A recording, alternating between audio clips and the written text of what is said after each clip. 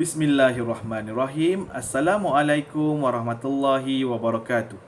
Apa khabar semua?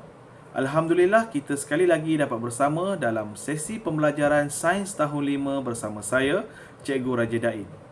Untuk sesi kali ini, kita akan bincangkan satu topik iaitu tumbuh-tumbuhan menyesuaikan diri dengan iklim dan perubahan musim.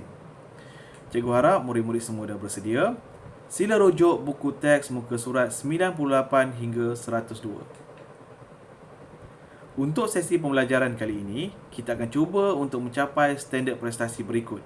Yang pertama, memerihalkan cara ciri khas tumbuhan, melindungi diri dan menyesuaikan diri daripada iklim dan perubahan musim. Yang kedua, menjelaskan dengan contoh ciri khas tumbuhan untuk melindungi diri dan menyesuaikan diri daripada iklim dan perubahan musim. Baiklah murid-murid, mari kita lihat keadaan persekitaran yang akan dipaparkan sebentar lagi. Cuba murid-murid semua perhatikan keadaan di mana angin kencang dan hujan lebat. Mari kita lihat paparan yang kedua. Keadaan di mana cuaca panas terik dan kering. Baiklah, bagaimanakah tumbuhan menyesuaikan diri dengan keadaan persekitaran seperti itu? Tahukah kamu, tumbuh-tumbuhan mempunyai ciri-ciri khas untuk menyesuaikan diri dengan iklim dan perubahan musim. Mari kita fahami ciri-ciri khas tersebut. Yang pertama, musim angin kencang. Tumbuhan apa tu? Ya, pokok kelapa. Bagaimana pokok kelapa menyesuaikan diri dengan keadaan angin kencang?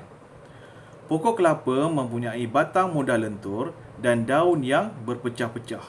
Cuba perhatikan daun pokok kelapa. Seterusnya, contoh tumbuhan seterusnya, iklim panas dan musim kering. Pokok apa tu? Ya, pokok kaktus. Pokok kaktus mempunyai daun yang terubah suai menjadi duri. Jadi, di sini pokok kaktus dapat menghindarkan dirinya daripada kehilangan air. Seterusnya, batang pokok kaktus dapat menyimpan air.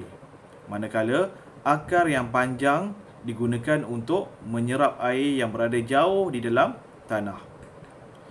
Seterusnya, contoh yang kedua. Bagi iklim panas dan musim kering, kita ada pokok tomato. Pokok tomato mempunyai bulu halus pada batang dan daunnya. Bulu-bulu halus ini dapat mencegah daripada kehilangan air. Contoh berikutnya, iklim panas dan musim kering. Pokok apa ni? Ya, pokok kunyit. Biasa tengok kan pokok kunyit. Pokok kunyit, dia menggulungkan daun untuk mengelakkan daripada kehilangan air. Bila cuaca panas dan kering, pokok kunyit dia akan menggulungkan daunnya. Contoh seterusnya, iklim panas dan musim kering. Kita ada pokok apa ni? Pokok keladi. Macam mana pokok keladi menyesuaikan diri? Pokok keladi mempunyai daun yang berlilit untuk mengelakkan kehilangan air. Daun pokok keladi itu kalau kita tengok, dia berkilat. Dia mempunyai lilin di permukaan daunnya.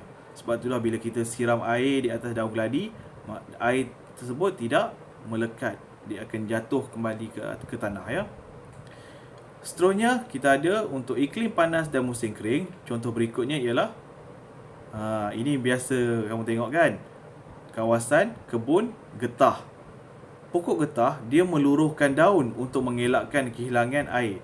Dalam keadaan tertentu, bila tiba musim panas, pokok getah kita tengok dia akan menggugurkan daun. Hanya tinggal ranting sahaja. Seperti ini. Di tempat kita biasa berlaku seperti itu kan. Jadi, di sini pokok getah untuk mengelakkan kehilangan air, dia akan menggugurkan ataupun meluruhkan daunnya. Seterusnya, iklim sejuk. Ini contoh pokok maple. Pokok maple ni jarang didapati di negara kita ya. Pokok maple, dia mempunyai batang yang berkulit tebal pada bahagian batang tersebut untuk melindungi diri daripada iklim yang sejuk. Jadi dengan keadaan seperti itu, ciri seperti itu, pokok maple dapat hidup di kawasan-kawasan yang bercuaca ataupun beriklim sejuk. Baiklah, secara kesimpulannya, ciri-ciri khas tumbuhan adalah seperti berikut. Yang pertama, mempunyai batang mudah lentur. Yang kedua, daun berpecah-pecah. Seterusnya, daun berbentuk jarum. Daun yang terubah suai menjadi duri. Batang yang menyimpan air. Akar yang panjang. Berbulu halus. Menggulungkan daun.